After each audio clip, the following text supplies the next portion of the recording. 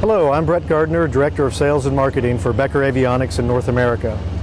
Today I would like to talk to you about our premium professional grade digital intercom system, the DVCS 6100.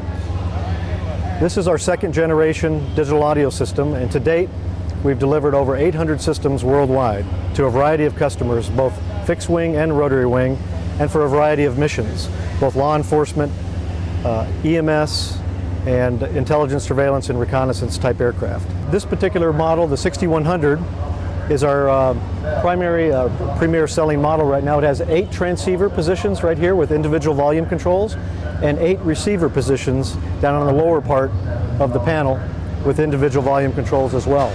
We have a master volume and an intercom volume master switch right here. We have an intercom select and transmit select position rotary knob here in the middle.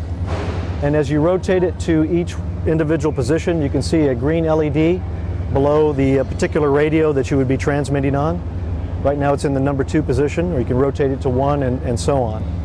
We also have the backup and the slaved mode feature. Okay, we have an individual Vox control that pushes in and pushes out, volume adjustable. We have a test switch right here for the pilots or the crews to test the device at the beginning of each flight. We also have a voice button, and we have call isolate over here to separate the different call isolation rings throughout the aircraft, and we have a speaker button as well. And the DVCS 6100 can drive up to 2 speakers in the aircraft, up to 15 watts apiece. Up above we have the smaller form factor design, the 6101 panel that we are just now introducing, that will be certified in the very near future. This particular one is the 5 transceiver model and the 5 receiver featured model. We also have one that's the same form factor size, different part number, but it handles 8 transceivers and 2 receivers. Same basic functionality on the intercom and master volume knobs, and the transmit select and intercom rotary knob as well. The voice button is for taking out the Morse code signal on a nav aid, so you can listen to the advisory message without hearing the Morse code in the background. That's a pretty nice feature for crews to be able to use. Again, the call isolate button over here. Both panels, or all 3 panel versions if you will, are fully night vision goggle compatible and backlit at the same time. Each transceiver and receiver position is marked with a laser etched Lexan panel that easily is removed with just 2 screws. The part numbers remain the same. You don't have to change part numbers based upon the type of radios and transceivers or receivers that you use. One of the nice design features for both panel models is again the man-machine interface. You have a very robust set of switches, and if you're a pilot flying at night and you have a glove on, you can feel the force on those switches. So the man-machine interface is excellent on this product. Again, individual volume controls. One of the features also on the center rotary knob here and over here on the 6101 model is we have a DS mode, which is a simulcast mode, which means whichever radio you have selected on the panel. In this case, it'll be 2, 5, and 7. And if you put it in the DS mode on the rotary knob, you will simultaneously broadcast on all 3 of those radio frequencies. The nice feature about that is that you save time. You don't have to go to each individual radio frequency and transmit 3 separate messages. You do it all at one time. Okay, I would like to go into a little bit more detail about some of the features and functionality of the DVCS 6100 panel. First of all, I'd like to start over here on the left side where you see the test button. When a crew member starts the aircraft for a flight, you can initiate the test sequence button, and you get an amber light right there, and the amber light will either stay on or it'll come off or turn off. If there is a problem within the system, there's an anomaly within the system, the remote electronic unit will flash a series of LED lights underneath the transmit buttons. Depending on what the sequence is of those lights, you write those down for the maintenance personnel, and then you hit the test button again, you'll get another sequence of lights, and you write those lights down for the maintenance or the avionics personnel, and they will be able to help troubleshoot the system, because obviously the remote electronic unit has picked up some sort of error within the circuitry of the system. So it makes it easy for a customer to troubleshoot any problems that might be found inside the test function of the system. Right below the test button, we have the voice button. As I may have mentioned earlier in the presentation, the voice button is used when you're tuned into a nav aid and you have an advisory message on that nav aid and you don't want to hear the Morse code identifier in the background. You press that voice button and it gets rid of the Morse code identifier, so you can only hear the advisory message. It's a very convenient feature that helps the pilot when they're flying the aircraft. Over here on the Vox position, you have an individual Vox control. It also is a push type button, and you can adjust the volume on the Vox sensitivity as you desire. Right next to it is the backup mode.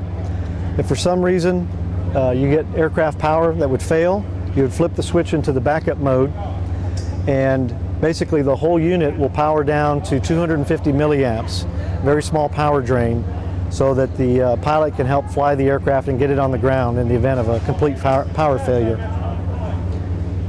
If for some reason the ACU panel fails, then you flip it into the slave position. If you're the pilot, flip it into slave, and you will automatically be talking or slaved off of the co-pilot or the tactical flight officer's audio control panel. So both pilots, or pilot and TFO, would be sharing the same panel. It's a nice redundant backup feature. Otherwise, it's in the norm position for normal flight operations. Again, next to that is a center rotary knob where we have the transmit select buttons, or transmit select switch, with positions 1 through 8, DS for simulcast, and IC all the way to the right for the intercom position, where you have basically hot mic. Moving over next to the rotary knob, we have the intercom flip switch here, so you can talk on the intercom, again like a hot mic switch. Or if you need to transmit manually, you're not doing it up here off the rotary knob, you can push down on that button right there and transmit on whatever channel you have selected up here on the top row of transceiver positions. This is the master intercom and master volume switches right here for the DVCS unit. And over here to the right, we have the speaker button in case you're flying a larger aircraft, a large helicopter or a fixed-wing aircraft, and you have speakers located in the cabin of the aircraft. The DVCS 6100 will run up to 2 cabin speakers off of the remote electronic unit. Also, we have the call isolate button right here below that, and we can establish several different call isolation rings within the aircraft audio system, whether it be the crew up front flying the aircraft, the crew and a crew member in the back of the aircraft, or separating the passengers that might be flying in the aircraft from the crew, that sort of thing. It's very, very, very flexible system. You can add multiple isolation rings with this product. Again, the product is fully NVG compatible and NVG certified if need be, and it's also backlit. We provide a NVIS green NVG compatibility lighting, or we provide NVIS white NVG compatibility with this right out of the box. Each one of the transceiver positions is labeled on a piece of Lexan laser etched, and it's very easy to remove with 2 screws. If you need to change your mission profile or the type of transceivers that you're operating, and just pop it back on with the new labeling, and make sure that your configuration software in the remote electronic unit is programmed, and the same with the receiver positions on the bottom. Again, the 6101 model, the smaller form factor if space is an issue in the aircraft, basically has all of the same functionalities of the larger 6101 panel. Again, this technology is being used quite extensively throughout special mission type aircraft, fixed wing and rotary wing, whether it be law enforcement, air medical evacuation type aircraft, or other special mission type aircraft. In the last few years, we've sold over 800 DVCS 6100 systems worldwide. That includes a variety of that is included on a variety of platforms, both rotary wing and fixed wing. One or two more quick features that I like to point out on the DVCS 6100. And on the back of the ACU 6100 panel, we have very robust military-style bayonet connectors, which are great for high vibration environments, dust, and what have you. They're very corrosion resistant, very robust connectors, unlike some of the competitive products that are out there that don't have these type of connectors. Also, these panels, when they're hooked in series in the aircraft, basically it's not like a Christmas tree light. If one panel goes out, all the rest of the panels go out down line. We retain continuity between the boxes. The identity of each box is strapped to the back of the box, so that if one panel fails, the other panels in the sequence will continue to operate normally.